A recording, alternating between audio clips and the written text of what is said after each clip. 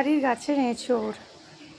বাপের বাড়ি এসেছিলাম দুদিনের জন্য, চলে যাচ্ছি, তাই দাদা পেরে দিয়েছে, বলছে সবগুলোই নিয়ে যা।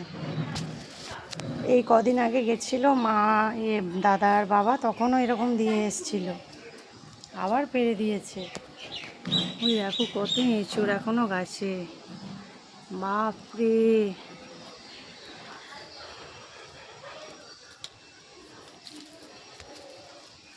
চারিদিকে এঁচোড়ে ভর্তি গোটা গাছটা, এত পাড়া হয়েছে তারপরেও মানে এঁচোড় আর ধরছে না গোটা গাছটা।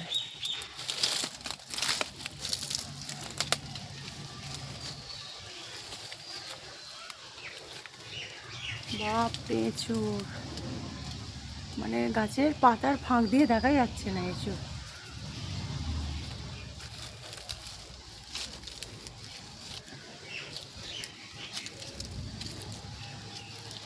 এত এঁচোড় হয়েছে, আমি যেতেই পারলাম না, আমি যেতে পারলাম না গাছের গোড়ার ফাঁক দিয়ে। ওরে বাপরে, মানে যেদিকেই ক্যামেরা নিচ্ছি সেদিকেই এঁচোড়।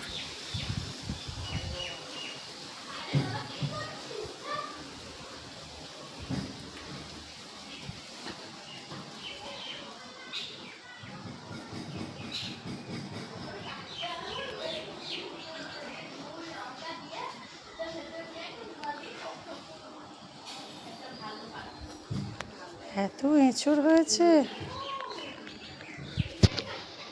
আমার বাড়ি অলরেডি 9টা এঁচোড় চলে গেছে।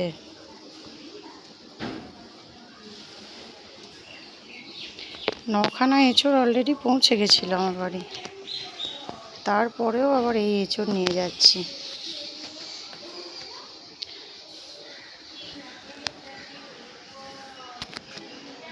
সবাই মিলে খাওয়ার আনন্দই আলাদা, এটাই হচ্ছে আসল। খুব আনন্দ হচ্ছে। নারকোল হয়েছে গাছে কত, ওখানে ওখানে ওখানে প্রচুর নারকোল হয়েছে, ডাব হয়েছে।